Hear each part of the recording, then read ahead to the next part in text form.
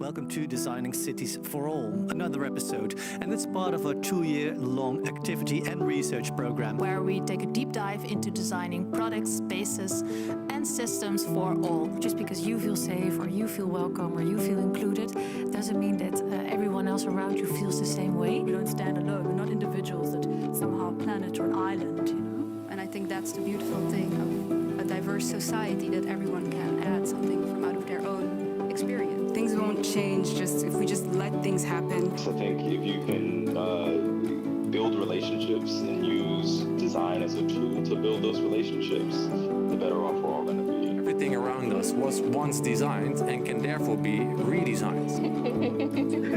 Belonging is a very, very important concept. You can try to take someone's place for a while, but you don't have the lived experience. Let's begin by acknowledging similarity and affinity.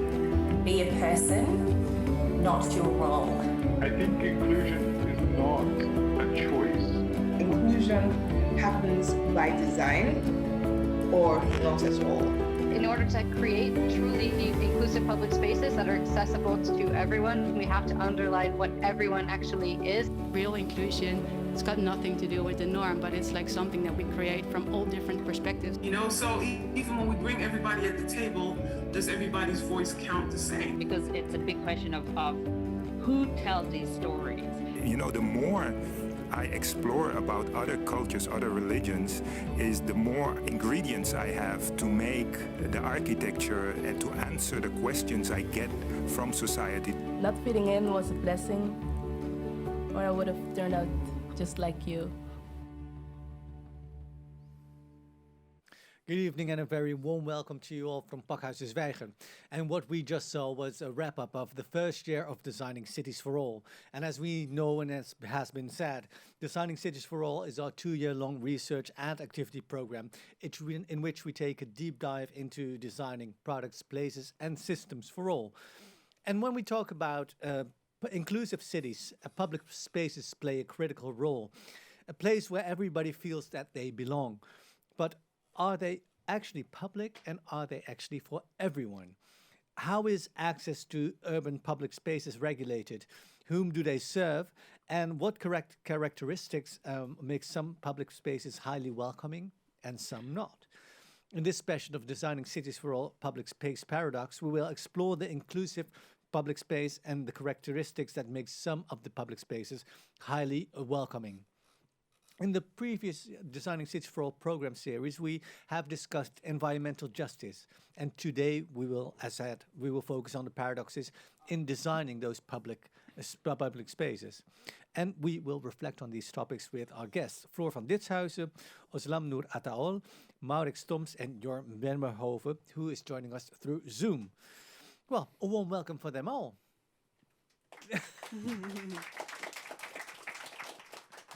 Well, that's the good thing about having a live audience. You can be heard as well. Speaking of a live audience, if you have questions here, please raise your hand and then a microphone will come to you. If you're at home and have got some live questions, that is possible. Take any device at your disposal and go to www.menti.com. And there you will be asked for a code. And that code tonight is 52968988. And if you apply that code, you will be able to ask questions. Make sure that you mention who the question is geared to, so I'll make sure that the right question is aimed at the right person. Right, let's get started, and let me introduce you to our first guest. Our first guest on my left-hand side for the audience at the right is Floor van Ditshuizen, who is an architect, a public space detective, and co-founder of We Love Public Space. A warm welcome to you, Floor. Thank you, Jürgen. And a welcoming applause for you as well. To start off with my first question, because I would like to know more about the We Love Public Space Festival, but what actually is a public space detective? Well, public space detective is a term invented. I invented it together with Ron Blom, who is also one of the co-founders of We Love Public Space, because we were asked to do a workshop with architecture students from Delft. I could use a visual then maybe here. that was we were asked to investigate the Stationsplein in front of the Rotterdam Central Station with students, how public that was.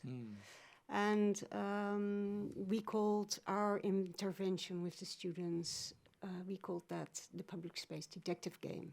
Why? What was researched? What we researched, well, the theory or the question we gave to the students was, okay, we have this very large open space. It's, well, I don't know, most of you maybe know it, but it's a very large empty space. And it seems void a lot of the times, or people are moving through it. So it seems like a transit space. It doesn't seem like people sit around there or stay longer there. So how maybe we can find some traces of public presence or traces of publicness, as we called it. Right. That's the next slide. Is a map of of what we did. And the theory or the question was, okay, for instance, go look for cigarette butts and for pieces of chewing gum. So you can see where people gather or stand still.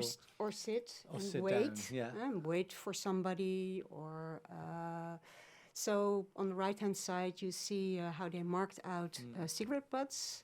And, well, we also said, okay, draw one square of 1 meter by 1 meter and count the butts, and maybe that's an indication for publicness. And that actually is where the detective part comes in, tracing, finding traces of human existence presence within a square. Yes. Hopefully we'll get some time to talk about that more in depth later.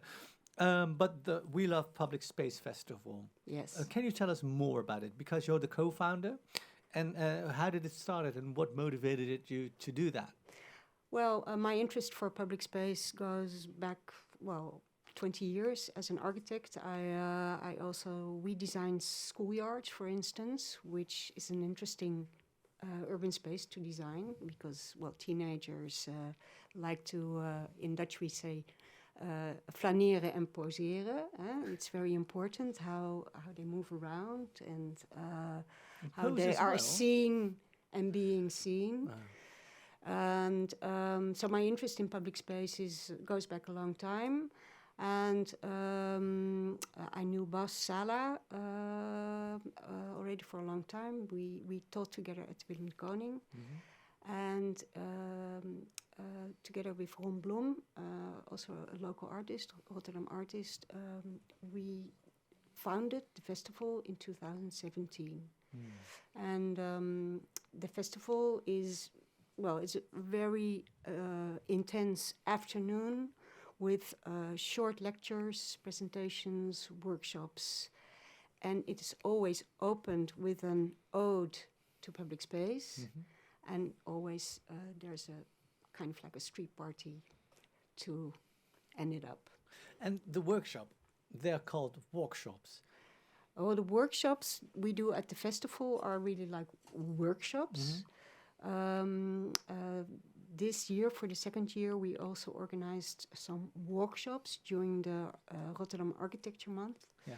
The workshop is basically it's a walk through the city, a thematic walk in which a certain aspect of public space is explored, and the participants. We try to engage the participants actively in a discussion about the theme that is being explored. Can you give an example of that?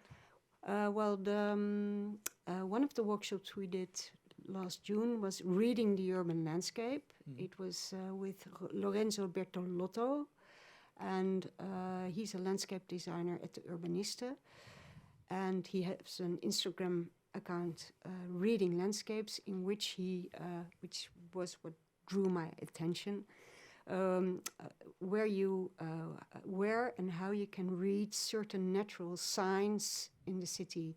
And that's not just plants or mossen.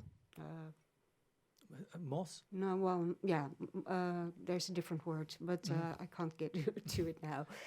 Not just green, not just plants, but it's also how, for instance, pavements settle themselves, and that's an indication of the soil, how the soil is working beneath it, which is in a delta city like Rotterdam. So chasing traces is a recurring theme in your work? Well, in my work, yes. Yes, for sure, yeah. And what are the challenges if you design a public space, if you design it for all? What are the challenges that we should be aware of? For that, I would like to proceed to a further slide, if possible. Because the last workshop we did was last Saturday, which was I did as the public space detective. One more, please. One more slide. The next slide? Okay. Can you tell us already about it, and they'll look for the next slide? Yes, okay. Yes, here it is. It was about urban inhospitality, and we started off at Rotterdam Central Station, and we ended up here in the museum park, and we we took a walk among various places where you can find traces of applications, designed applications that are called defensive urbanism or hostile architecture. And these interventions are aimed at discouraging certain sorts of behavior. Like on your right-hand side, you see skate stoppers, also called pixiers. And they are applied to, to disencourage skateboarders from grinding along ledges like this. And this is an interesting place because this is near the new depot building, which in the back has a large deck, which is used, very actively used by the local skate community. And with the coming of the realization of the depot, the whole surroundings are newly transformed. There is a new design, a new urban design is carried out. Just because of time restraints, the thing is that if you look at multiple uses, you should be aware of who are the people that use it and how that forms a problem, if you talk about challenges or not. Well, I was coming to that because this skate community is very much using this space, which was considered by the urban design department as a problematic space. Because they raised some noise and went to the municipality, and they were one of the urban designers said to them, "But this is really a problem, this space. There is never anybody there." We will come to that in a bit later because of time restraints. I'm so sorry about that, but we've got a full program with a lot of people. But again, to resume that, the people that are actually using the space and the design that it's being made, developed with, not with those people in mind, can be a challenge. Yes, we will come to that. If I can make one more remark, and then this is the new design around the depot, and the fact that the skate stoppers are there is already maybe even an insult to the skate community. You're not wanted here. Exactly. So talking about welcoming or not welcoming. Thank you so much. I would like to introduce our next guest who will join us through Zoom. Jorn Wemmerhoven is a co-founder of Humankind, an urban change maker and a social entrepreneur. And he's joining us online. Jorn, are you there? Yes, I'm here. A warm welcome to you as well. If I'm correct, you prepared a presentation. That's correct, yes. I was so excited to talk about the paradox finally that I was a bit mistaken that you were going to ask me questions, and I actually prepared the presentation. No mistakes here. We're looking very much forward to your presentation. Cool. Shall I start? Yes. Great. So as the co-founder of Humankind Agency for Urban Change, it's my passion to make our cities human again. And when you talk about making cities human, the paradox is super important. We can't really escape from it. If one being has seemingly contradictory qualities, it's really us. It makes us special and we love to be unique, but at the same time, not too unique, so we feel weird. And also in dealing with ourselves, others and the planet, we are deeply paradoxical. We love nature and we destroy it. And we love others and we hurt them. I think it was Hamlet that says, "I must be cruel to be kind." We are pretty self-centered and we have big issues being kind to ourselves. And instead of embracing this quality and making the best out of it, we prefer to ignore its contradiction and order the world in zeros and ones, black and white, and good and bad. So if we have the ambition to make cities more human, then we must deal with humans' core qualities, paradoxes, and our capacity to actually make sense of them. The key to making cities human is our public space. This is where historically individual wishes became common goals for the future, where goods and ideas were exchanged, conflicts were resolved in one way or the other. Public spaces are by nature social spaces. The more people gather, the more complexity is added and the more paradoxical it gets. Good design does not try to solve our paradoxical nature, but instead creates spaces for it. It embraces it and it invites us to be ourselves. Italian piazzas have the right dimensions to be publicly seen, but also to have private conversations. Great public space offers diversity in the size and shapes of the buildings and other design elements, but also a certain rhythm and repetition. Too little order and it becomes chaotic. Too much order and it gets boring. Good design invites us to be ourselves, but I don't mean that it should only cater for our individual desires. As we are in the age of the self and self-expression, we may forget that we are social beings. Public spaces that are human should be fostering meetings of all kinds, formal ones, but also spontaneous encounters, meetings with a specific objective, and especially just to hang out. Public space should challenge the fake opposition of the public versus the private, the present versus the past, the you versus the me. But over the last years, our societies prefer to simplify life into black and white. We create centers only made for shopping, plazas that almost only offer paid seats to consume, design huge open spaces that make us feel small and insignificant out of context. But we have the potential to change this, move away from these extremes. Public spaces are about meeting in the middle and dealing with contradictions. And the word contradiction comes from the Latin contra dicere, to speak against, oppose in speech or opinion, built by the words contra, against, and dicere, to speak, to say. So in order to do something constructive with paradoxes, we must be able to put them into words. In a certain way, our language offers a way out of the contrast. Don't worry, I will not do a very bad pronounced Latin. I want to focus in the following minutes, and I will do it very quickly on making it practical.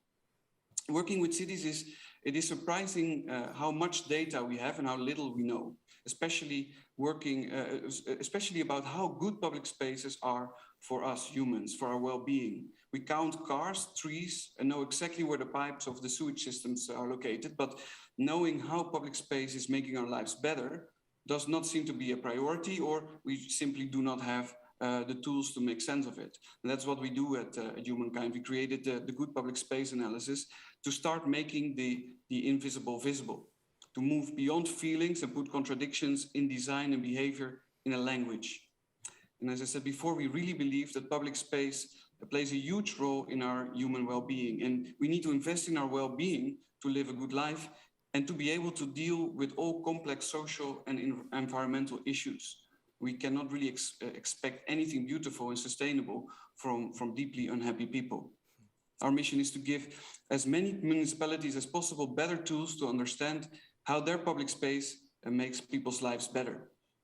In our analysis, we combine knowledge about what makes a public space good, think about accessibility, attractiveness, connection to nature, sociability, etc., to how humans use the space, their behavior.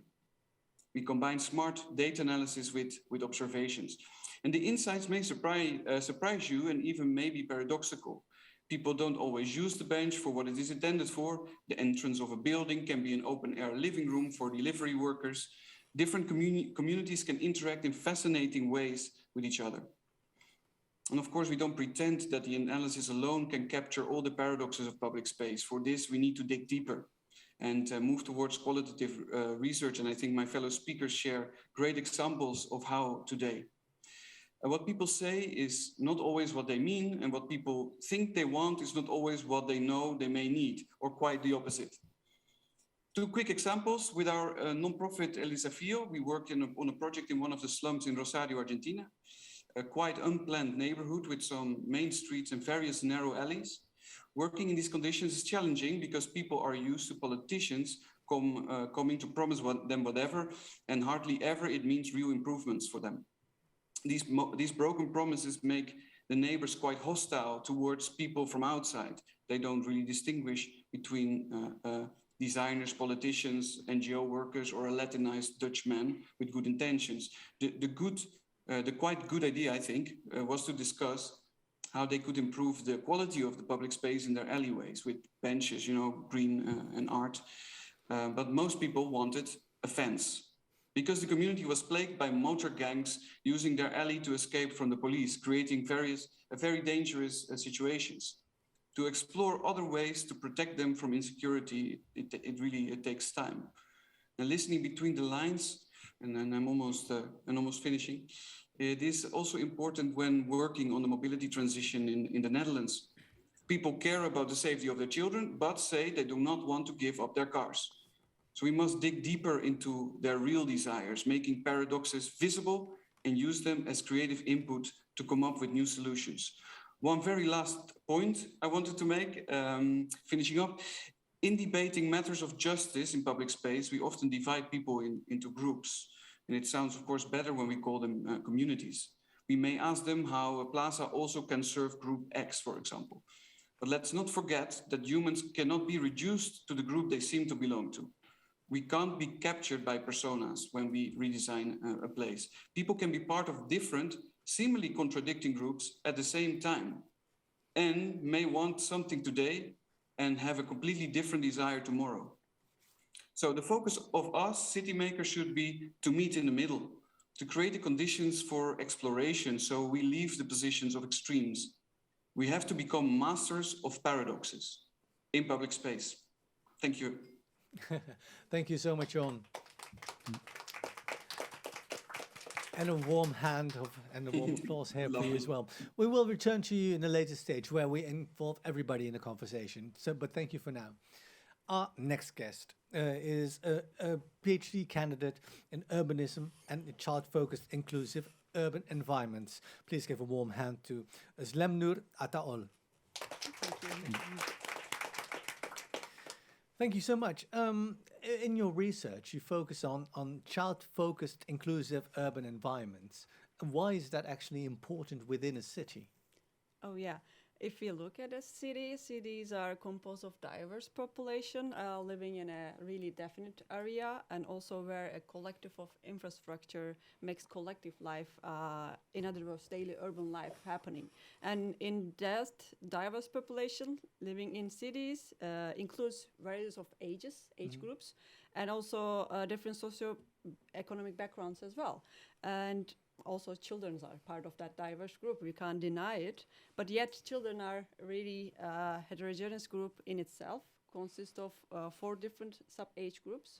And it makes us urban planners to create inclusive urban environments are more complex, actually. And children are future of our nations, even though they are the citizens of today. Yeah. So question is how we can create child-focused inclusive spaces while we have to target that a unique diverse group. That's a challenge for urban planners in creating child-friendly urban environments. What are the special needs that children have? The easy way to ask them. And when we ask them, it comes with the daily life nuances, actually. They want spaces to play. They want spaces free from cars, so they will be happy, they will be safe. And actually, I look at the creation of child-focused urban environments based on the the capability that to function desired activities. And in that sense, Nussbaum introduced 3 capabilities, which are basic, internal, and combined.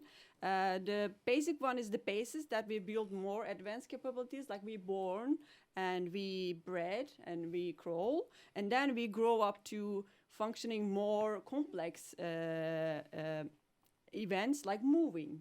And then in the combined capabilities is a combination of internal that we have and also a combination with the external conditions. And in that sense, public spaces works as a external condition for citizens to provide them with an environment to achieve desired functions.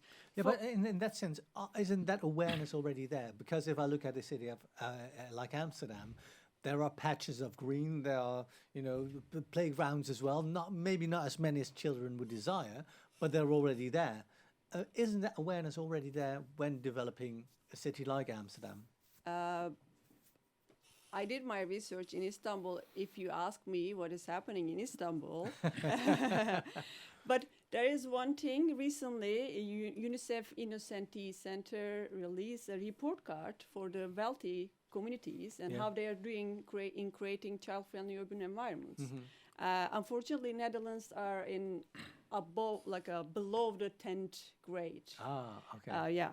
So it means that already lacking nature, even though we've seen a lot of green environment around, but if you compare to other countries within wealthy countries, Netherlands is not doing well. But has that got anything to do with the dense population as well? Because per square meter, there are a lot of people that live here. That is correct. That is correct. And density is going to be even in future will be more because they're trying to increase the amount of people within the city without expanding the borders of the city. So the density will only increase more in future. That is correct. And that is not a good scenario if you talk about child-focused urban development, or is it? Moving in a city is a challenge for young people, for sure. So if the density hiring in a small area, maybe not providing the desired functions for young people, and that will be a challenge for future. Yeah, that is correct. In your research, you are also analyzing participatory approaches. Yes. Can you tell us about the participatory approach that you use? Yes. As I mentioned, it's a really complex process. And maybe I can introduce another theory, which is right to the city. It inherits a right to participation and rights to appropriation. But it works for children especially because it also has a right to difference. Children are a group different than adults. And the right to difference empowers children in that sense by requiring adults, decision makers, to create relevant and appropriate participative processes to include children in decision-making processes. I've got an example of that.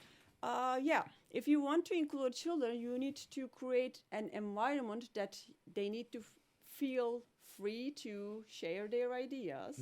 And also the role of the mediator, like you are doing here, as urban researchers doing the mediation, they need to find a balance of power sharing. So power sharing makes the process resulting in a fruitful way or in a bad way.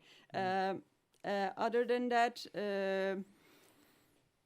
we need to go where children are existing, actually. So going to school, going to their youth houses, or going to places that they like to be, and is another way to have a good participatory environment.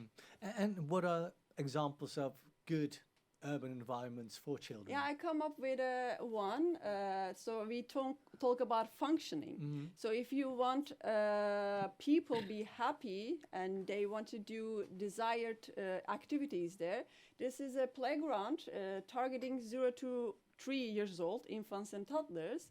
But you can't have infants and toddlers in a participative process. No. So you need to go their caregivers. So this is a process of participative process with moms and created by a local design studio, and in collaboration with Bernard van Neer Foundation from the Netherlands. Right.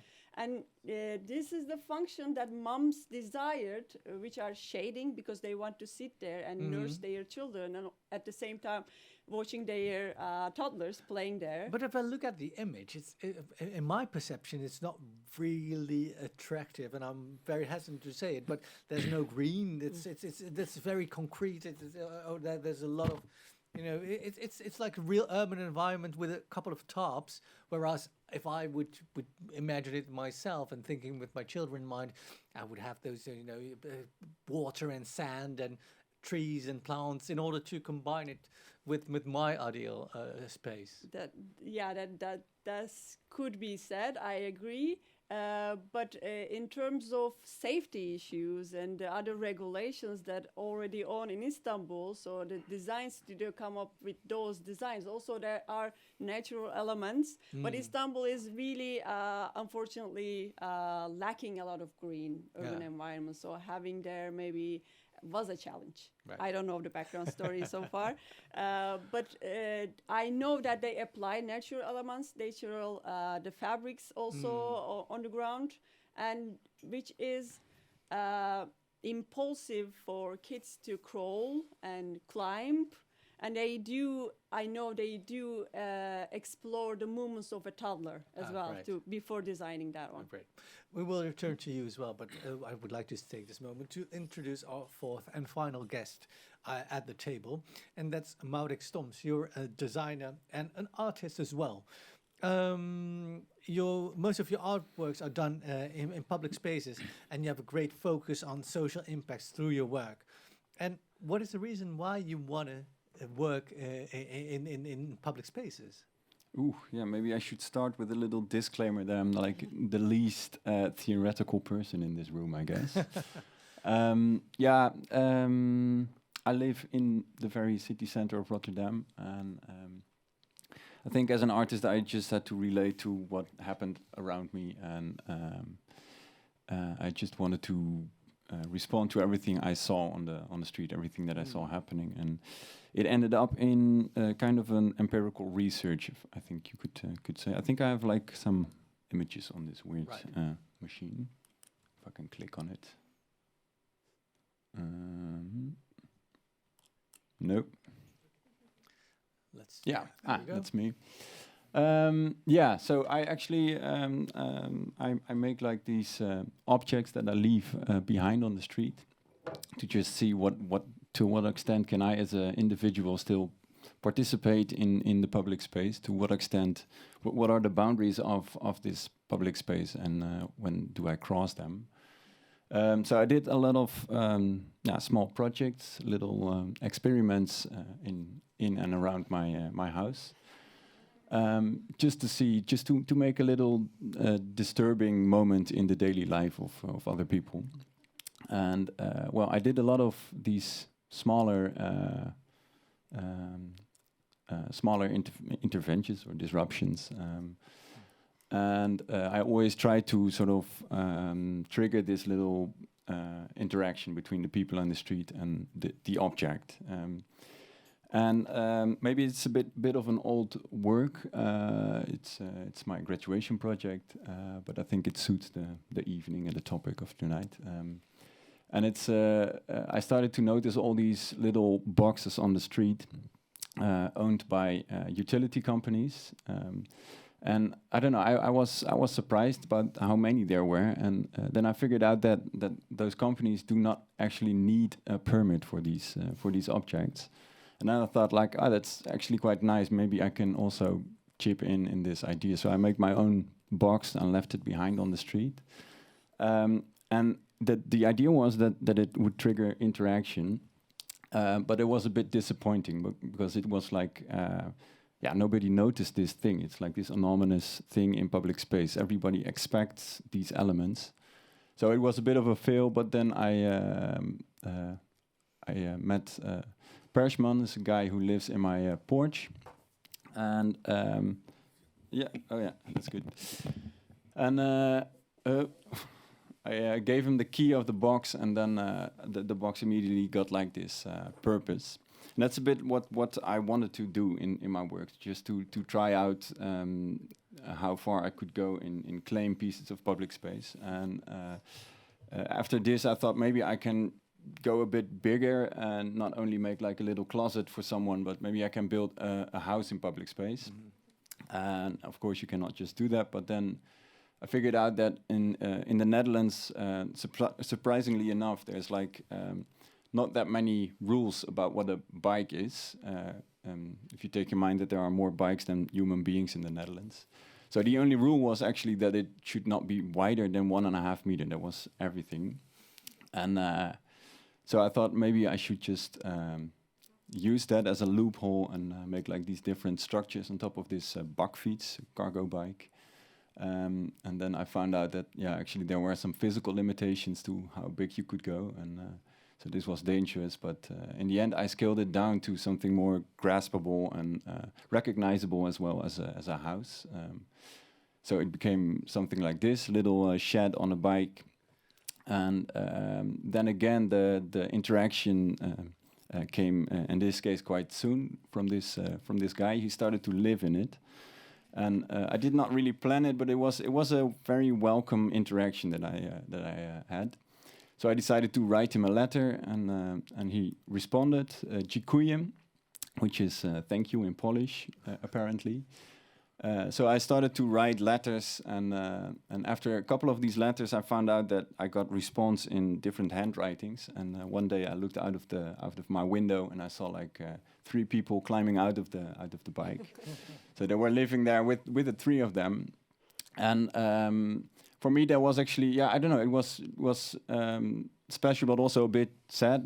It was not a free choice, I think. I mean, it was a free choice to start to live in there, but it was I think they preferred like a normal house, but they were okay with it. They asked me like, is it fine that we can stay here? And of course, the only rent that they had to pay was take good care of the bike. That was actually everything. But and they did. They really started to clean up and take care of the bike and make little improvements. And but when the rain came, they really needed to improve the bike because it was leaking everywhere. And they did it in a very pragmatic way.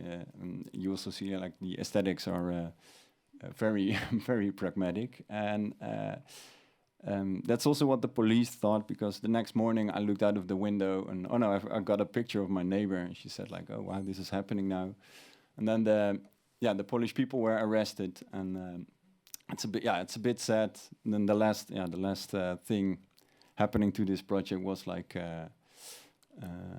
it's the last slide. This is what I saw the next day, and it's like the last remainings of what once was like the house to 3 people. And for me, this is kind of exemplaric on what aesthetics mean in public space. So, do you know what happened to the people that lived there? Well, it got a little staartje. How do you say that? I had a conversation with the local officer, John, and he just said like we send them away, and they had to find another place. And it's, for me, it's a bit stupid because there is not another place for them, so they have to sleep somewhere else. But it's an unwanted element in the public space, and that's, for me, it's just a weird thing to see this as unwanted, I guess. They were removed, like the object was removed as well. Yeah, because it's something that we don't expect from public space. We want something anonymous, something that we just know what it will give us. But I think like these weird surprises for me are quite beautiful and not really threatening. And it's about public space being regulated as well. And this is something that actually is not regulated on purpose. Yeah. And there's no room for that in our society at the moment. Yeah, and it's also playing with, I mean, it was all legal and the bike was all parked within the boundaries of the law, but apparently the perception of what we want or like our norm is not in line with what people saw there. So it's... And this is a very interesting and good example of an intervention. What did you achieve by creating this intervention? I did not really solve any problem. That was also never the aim of the stuff I do. It's I'm just curious what happens if you just change something in public space, and you will ever get like interaction or response from the people on the street. And in this case, it was from the Polish people, it was from the local officer, it was from my neighbor, it was from all the people that had like an opinion or a statement about what happened to their public space. And so for me, that was also interesting that there are so many different approaches on what we want with the city, I guess. Right. Thank you so much for now. I would like to open it up for the public. So if you've got any questions at home, please go to menti.com and use the code of 52968988. And if you apply that code, you can ask some questions for the people here at the table, or Jorn, who's joining us through Zoom as well. Are there any questions here in the audience? Yes, there's a question over there. So if you wait until the microphone reaches you, the people at home can actually hear what your question is. The microphone is being turned on, I believe. Yeah. Almost there. Right. Maybe it's good to introduce myself. I'm a project leader of a living lab Bijenskwartier in the Amsterdam East. It's a new area with high buildings, and from the what we're trying to do there is to make this area more healthy for the people who are going to live there. That's the aim also from the project leader. And we've done a health impact assessment on the environment to see how can you improve the health of people who are going to live there. And in terms of the public space, we saw that we can change we did recommendations about the space itself, but we also felt that we need to program so that we have to actively send out or try to help people use the public space in the way that they feel is best. And I like to know from the people at the table how I believe they are designers and architects. And maybe it stops with the build environment, but how do they feel about this next step is to program activities in the public space? Is there anybody, Flora? What do you think about that? Well, I think that's an interesting question because the example I showed of the museum deck is part of a famous park designed by the Office for Metropolitan Architecture, in which this deck, this museum deck, skate deck, was explicitly designed as an empty space, as an urban void. And the thought behind it was deliberate because it was left empty so that people could take possession or begin to use it whenever or however they felt like. It was free programmable space. And that's the ironic thing of what's happening now, is that it's finally being used in a spontaneous way. And now the municipality says, yeah, but this is not what we want. So do you understand their stance? Do you understand why they don't want it? Well, yeah, it has a long history and it has had lots of problems. But I would like to continue. What's your name? I don't remember your name, but to finish it off, yeah. I think we design too much. And I think there should be more free space, more room for also spontaneous ownership. And well, as an architect, I am more and more convinced that maybe we should constrain ourselves. But constrain ourselves. But how is that an answer? If you talk about programming, does that mean there should be more freedom in order for people to take ownership of the space, and develop it in their own way, or No, not? I mean constraint. As an architect, you work with stone, you work with wood, you make ledges, you make fountains, whatever. But you can also, of course, think in more temporary measures. Lighting is, of course, essential. And is also green is also maybe essential. It is not my expertise, but green, but lightning. So there is programming there's hard programming, you could say, and there is maybe soft programming. And I think that is an interesting field to look into. Right. Other than wood, concrete, Jürgen, etc. can I Of make course. a quick remark from here, from From Rotterdam? far away, So of course. I'm from the social world, so I am not an architect. So and from my position, I can say, yes, it's a shame just because still departments not really working well together. It is improving, but it can be much better.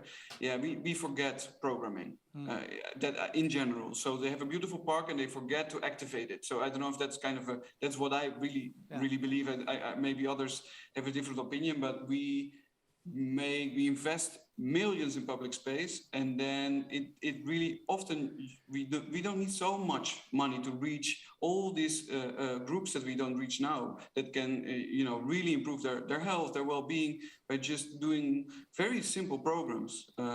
So I would really advise any municipality to also start looking at the programming side. Yeah, thank you so much, Jorn. There was another question here. Hi, it's not a question. You said earlier that maybe the problem was density, and I want to read one line of a recent book published here, Movement, from Talia Fercade and Marco T. Brommelstred.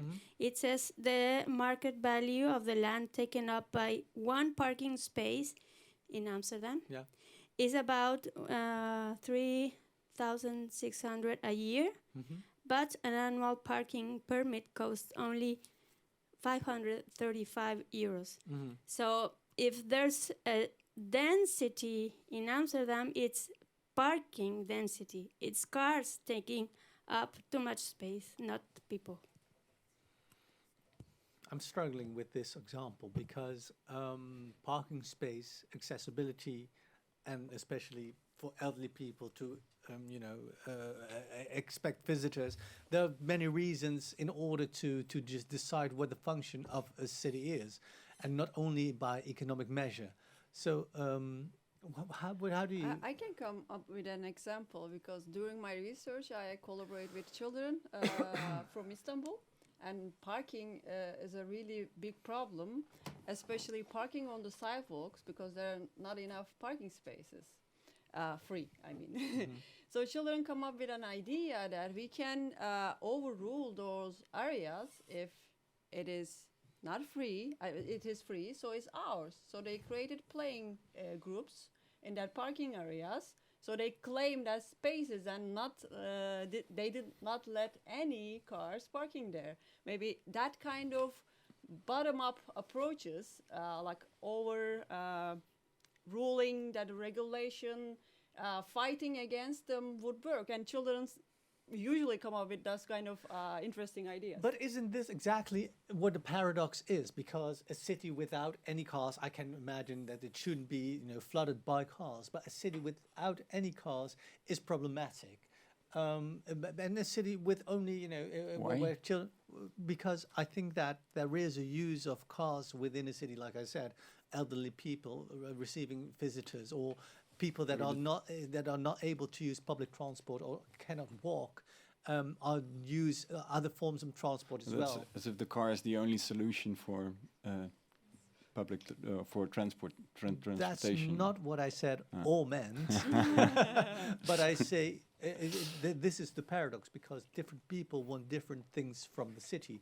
So banning everything doesn't solve the problem at all. I'm not pro cars in the city as well, but I'm very much against removing every car, because that limits people as well. And if we do talk about the paradox, it's about those interests. Everybody's got interests and they've got clashing interests. How do you go about it? Because if you want to regulate, isn't regulation the only way to go about it, or should we approach it in another way? Actually, Floor mentioned really nice term, which is ownership, because public space means owned by public. So if we design participatory processes to create inclusive public spaces, it will create ownership, at the same time belongings. Because people will be saying that I was included in that process. I say what I want to see in that piece of public space, so I need to maintain it. I need to protect them. So in that kind of, at the end of that kind of processes, I think the ownership will be the high in minds, and we don't have to fight against cars. If we ask the people living there, they would be saying that, yes, we need cars, but we need to have a mutual relationship, and here comes the solution. I think the asking people is the ultimate goal that in designing inclusive public spaces, I would say. In that regard, I would like to go to Johan as well, because in 2005, you've also co-founded the non-profit El Desavio Foundation, where you aim to promote youth development and local democracy in Rosario, Argentina. Can you tell us about that project, please? Yeah, so I studied actually new media and digital culture, then moved to advertising. So I really always liked, so I really like Malek's contribution, because I really think that this reimagination in public space is so important, and to add new elements, because everything starts to look exactly the same. And so anyway, I really liked always this creative process, but yeah, in the advertising world, it's basically selling shampoo. And I got a bit tired of this. And my hair was looking amazing. But together with a friend, I started, basically doing something in a less privileged place in Rosario, the city of Messi. And we started really, it was the beginning of a very steep learning curve, basically, because we started with social programs. The initial thought was these kids must have, because we work with young kids and youngsters there in these neighborhoods, and we thought that they must have psychological problems, because they were dealing with so much. It's almost too much to handle, I would say, but they are handling. And then we learned doing social projects, football, hockey, cooking, coding, and there's actually where we got very interested in also the built environment. So that's what we now all try to basically combine. We started working on mobility and basically showing to the city leadership how important it is that they can move beyond the end of their streets and meet other people. So that's the place really where I learned how to look at cities in a little bit more multidisciplinary way. And I think your comment just now was very good. I may not completely agree with you I'm really on team bicycle, but I do believe you learn to deal with very different opinions and take the time for it to deal with these opinions and to build trust. And this is something that I think in the Netherlands versus Argentina, at least that's what I learned in Argentina, is that in the Netherlands we go very quickly to, when we are doing a design process, to the content we want to deliver, and we forget that building up trust just really takes time. And this time is often not, we don't get money for it, often by municipalities, because it seems to be kind of overhead. But if you want to really do good city making, you need to take the time for this. I don't know if I answer you. I can talk for ages about but I think that's essential. Taking time and taking room for experiment. Is that possible in the Netherlands, Floor?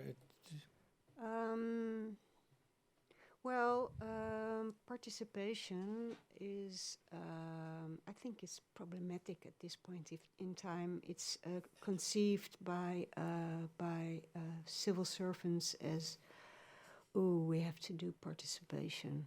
Oh, my dear. And it's also laid out according to, a concept with multiple choice questions, etc. It's not being done very imaginative. Yeah. Because the influence of people that are participating with municipalities is very limited, and preferably they only but have. it should not be. It shouldn't be. How can we change it? Because you try to bend the rules as well. Is there anything you would like to advise municipalities in order to take away from your experiments or interventions? Well, it's what I noticed is that big organizations like municipalities are just scared of leaving the control out of hand, like to just see what happens. And I understand that, because it's a super complex system that you work with, but at the same time, I think it's a gross underestimation of the responsibility that people can take. And so is it what you're saying, that if you give the responsibility to a group of people or inhabitants in order to participate and really develop an area, they will take it seriously and they won't misuse it for their own benefit? I mean, it's also their public space, and that's the whole thing. It's people want to live in a nice city, and of course there are people that take advantage of it, but I think people are creative enough to come up with something nice in their street or their. But John, what's the fear? Why do we react the way we react, do you think? Well, I believe people are quite bad at change, so that's something worrying, because we have so many things to improve now. And the problem, I think, having kind of power structures and things that kind of order our society on itself always generate paradoxes. So we have municipalities, and their general rule, why they are here is basically to create some clarity, and so it's not such a chaos. But when it's too much of disorder, I mentioned it in my talk, it just gets really boring. People get suffocated. So we always need to do this balancing act, and that's why I think I'm not going to praise Malek too much today, but I think we need a lot of these artists to be on at the table and to kind of challenge what we're doing and to show us different perspectives. I think that's the only way to be a little bit annoying, ask the annoying question, to be positively critical, to make a cool observation, something new. That is the only way to really move forward. And they like it, by the way. The municipality people are quite cool people. The ones I meet are quite awesome. But there are different ways of organizing or even designing participation processes. And I'm currently working at it's an open call that we do in Holendrecht, where there is going to be densification. I think that was meant with density, by the way, but there's a master plan. There is going to be a densification, and in this area, in the Holendrecht, there is participatiemoeheid. Yeah. And maybe they should go about the participation process in a different way. And you can design this. And we do this with a social designer called Lotte de Haan. And what are the ingredients that you actually should apply in order to battle that participatie fatigue? You have to approach... what you don't have to do is put flyers in the boxes, in the mailbox. Okay, there's an evening tomorrow night, participation evening. Everybody come. What you should do is go out, maybe into public space, make yourself visible, and Lotte in this case designed an installation. A little bit like Malek does, something that's different, that attracts the attention. And people start asking, what is that? And what are you doing here? And then she has a conversation. Real conversation. A real conversation. Yeah. And then they say, are you from the gemeente? She says, no. Are you from the woningbouwvereniging? She says, no. Oh, then it's okay. Then I will talk to you. But there's a lot of cynicism.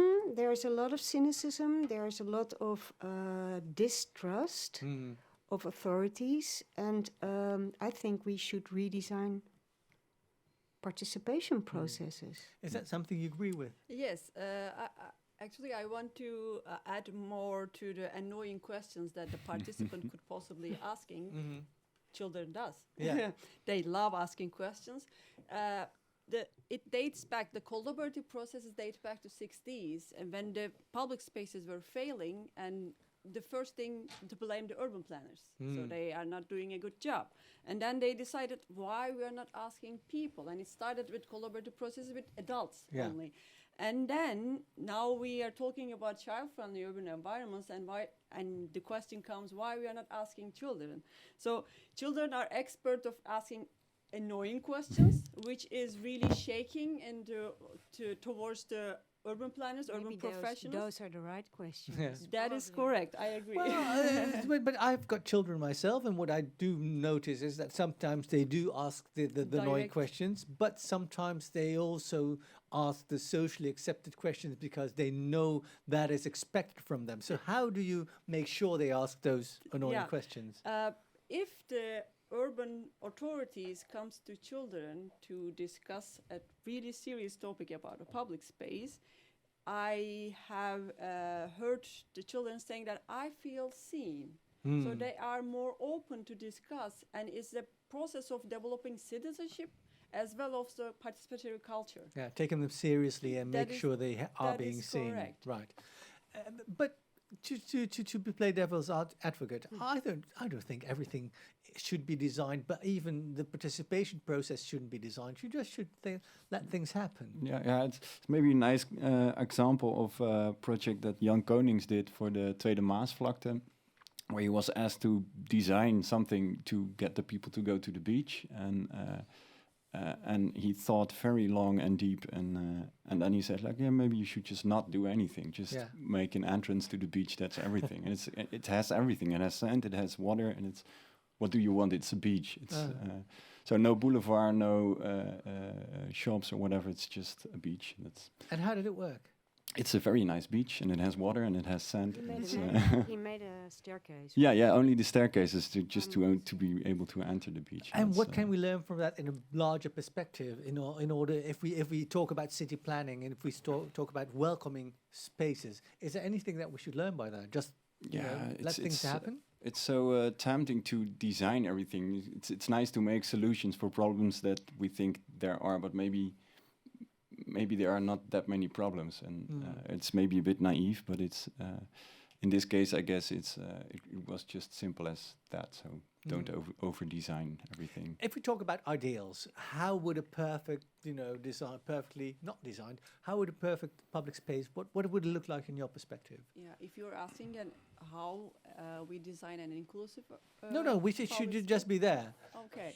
So it should be first inclusive, and but what is that? Responding to every function that we desire to do. For example, I want to take a walk, and I require a walking path around the nature. But for a person with a different capabilities, they need to roll their wheelchair. Yeah. So the functioning will be changing. So we need to take care of every functioning and every desire from that public space. And then I'll say that's impossible.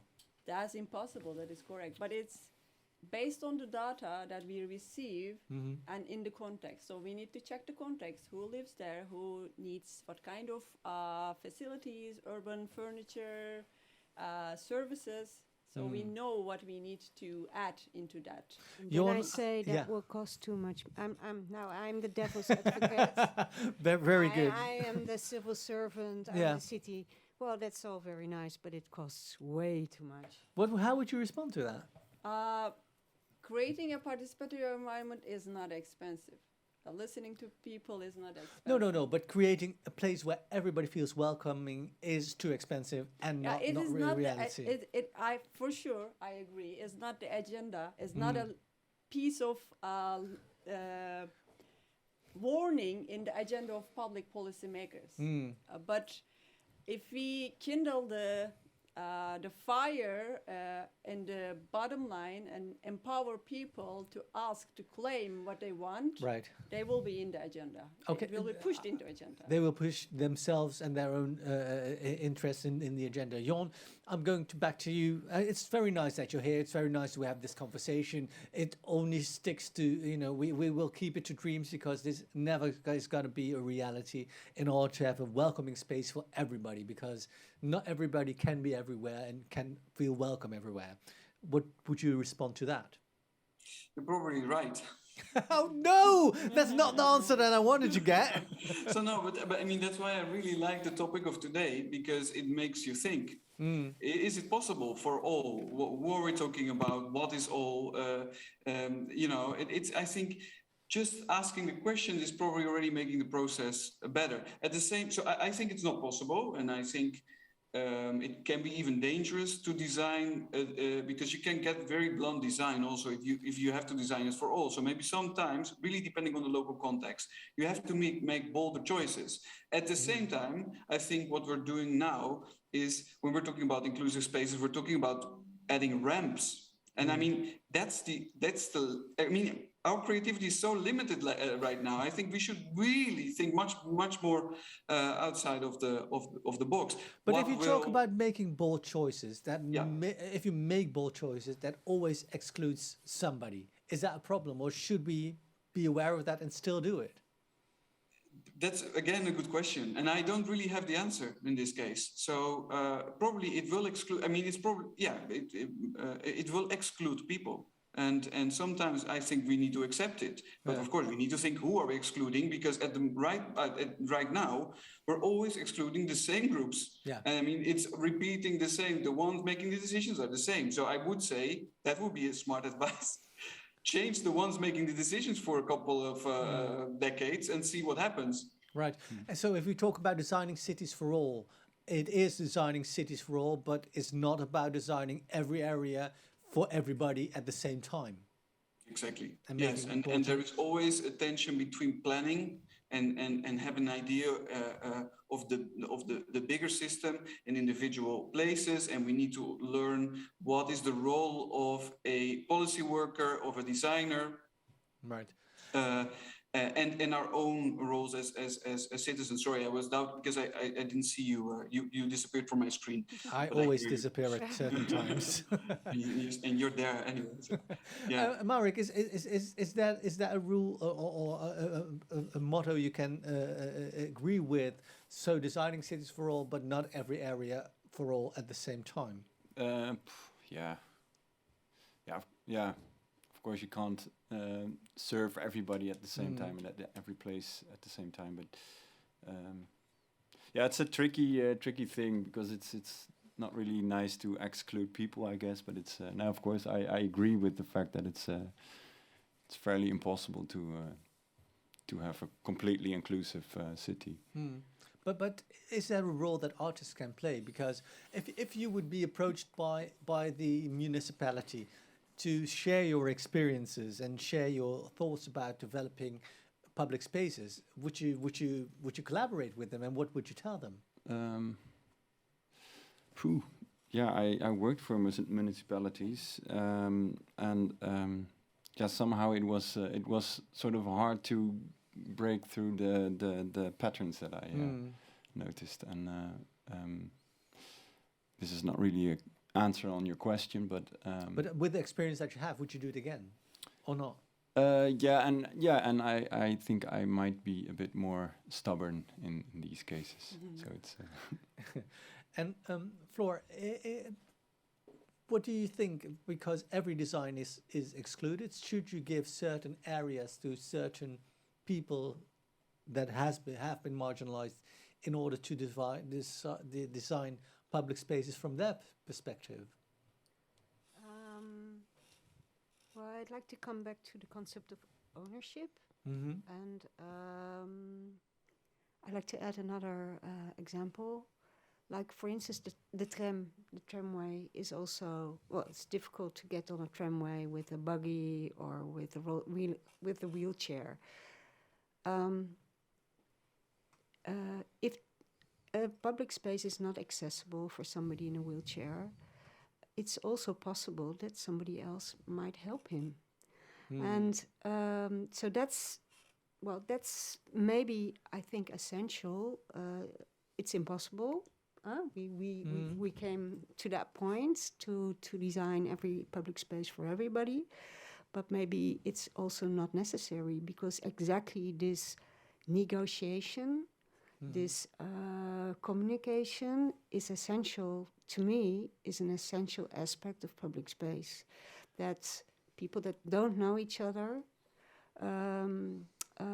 somehow something happens or somebody is in trouble. In that regard, I've got a question for you, because that is connected to the remark of ownership and programming. Shouldn't public spaces be owned after they've been created by people? And I'll give an example. There are certain sport yards in Amsterdam Southeast that have been developed by the municipality, but the responsibility of keeping them, active and creating rules is given by the citizens of that area. Is that a way to go about it? Well, yes, as long as they don't claim it to be their own. As long as it stays hospitable and open to other users. There's a famous example in New York in a study done by William H. White, who has done research on urban plazas, and he identified a hot dog salesman who was also acting as the janitor of that space, the unofficial janitor. And well, that's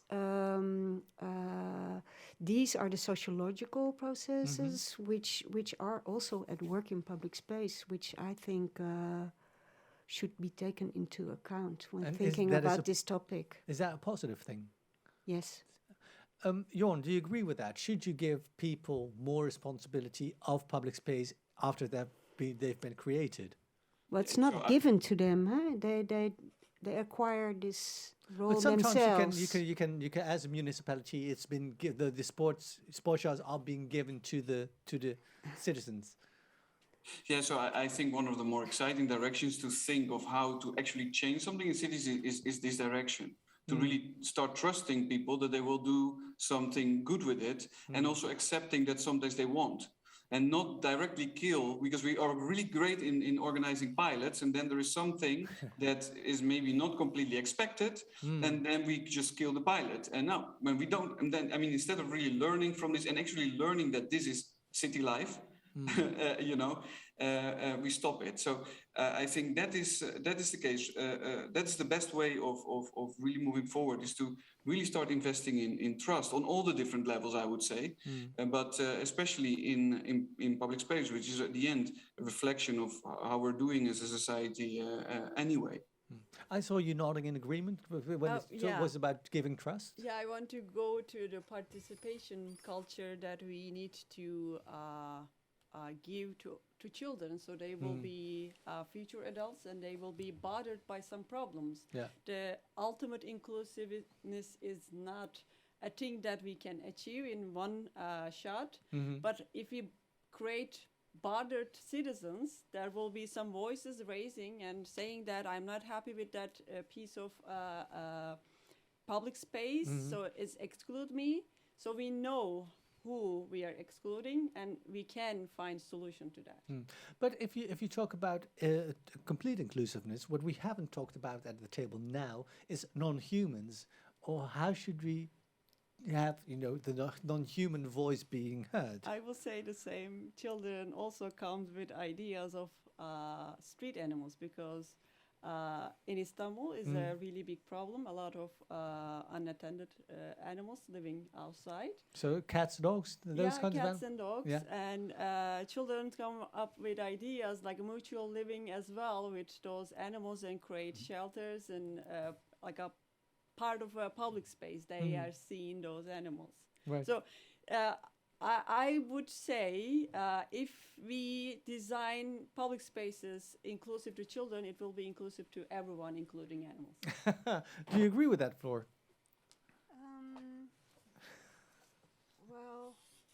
I like the idea because children are maybe in that sense more empathetic to animals. But if you say non-human, I think much wider. Then it's also plants and trees and insects and rats, for instance, even maybe. I don't know about that, actually. Oh, well, but rats are actually very useful animals nowadays. They have a bad image, but they're very useful. What is their purpose? Or how in are life, they being used? in No, but how can they be In useful for a general. city? Rats eat the fat that sticks to the inside of sewers. Oh. So rats are, in fact, nowadays, they have an image problem. They should be rebranded into very useful As you animals. know, very cuddly, Yeah. nice animals, and they don't spread disease anymore. Well, we can fight a pandemic. Not like that anymore. No, we spread. We spread the disease ourselves. We are the super spreaders. No, of course, 150 years ago, cities were. We wouldn't have had this discussion at all because cities were very unhealthy and very terrible places to live, actually. So a lot has changed for the better, of course. So, but the other than human definitely deserves also a role in this discussion, also to make our cities more nature inclusive. Yeah. And public green is under pressure because we have to densify, build housing, and public space is being sacrificed. The other than human does not have a voice, and that's why we need to talk about that maybe in a next session. I would like to open it up for the audience because there were a couple of questions still, and maybe there are a couple of questions more. So, is there anybody who would like to pose a question, or the question that was there before as well? Yeah, there's another question. So I have another number for this regarding the public space that is taken up by parked cars. Namely that in Amsterdam, the surface that is used by parked cars is approximately 11%. And I wonder, or I'm convinced that 80 or 90% of these cars are not really needed and would free up a lot of urban space for other usages. Thank you so much for that. You should come to Rotterdam. Why? Well, I think the percentage is much higher in Rotterdam. In Rotterdam as well. Yeah. Right. Anybody else? Yeah, there are two questions here in front. Oh, there as well? Oh, yeah. We were talking about inclusivity and about including certain people, but I was thinking maybe also with the experience in Rosario in Argentina, how can you take space, for example, from gangs, from groups that you don't want to use certain space, and maybe how was the experience in gaining back spaces that was taken maybe by gangs or groups that have a negative impact? Jon, would you like to respond to that? Yeah, so that is, of course, very, very, we sometimes come from the West to these more complex places, and then we say, oh, let's do some placemaking, and then, they're just really literally gangs there. And we saw this happening in the same neighborhood that I showed. During the day, it was really lovely, and they often call it indicator species, right? Like, I'm sorry, because it sounds a little bit horrible. Women and children, when they are there, then it's probably quite a good place. And we saw this happening from 5 till 6, a completely change of that place. Yeah, a lot of men came back, including the gangs, because they tend to sleep till quite late because they work at night. And then the dynamics at that place completely changed. Now, what do you do with this? Yeah, just with some public space projects, you're not gonna win it. You need a completely multidisciplinary, holistic approach from all the different directions. So I don't have a simple answer to this, but it is obviously very important, and we love to talk about quality of public space, especially in the north. And I think a lot of our knowledge and we need to learn together on this is needed in other places in this in the world. So that's, by the way, also a question to maybe talk about in another session, because But doesn't it change if an area becomes more accessible or owned more by different groups, where, you know, if you talk about gangs, as soon as they see the women or children there, doesn't that influence their own behavior as well? Yes, that's what we hope. At the same time, it is super complex. So, for example, a city would maybe improve a neighborhood and maybe open up the slums. So they put asphalt, and what happens? You think, oh, that's great.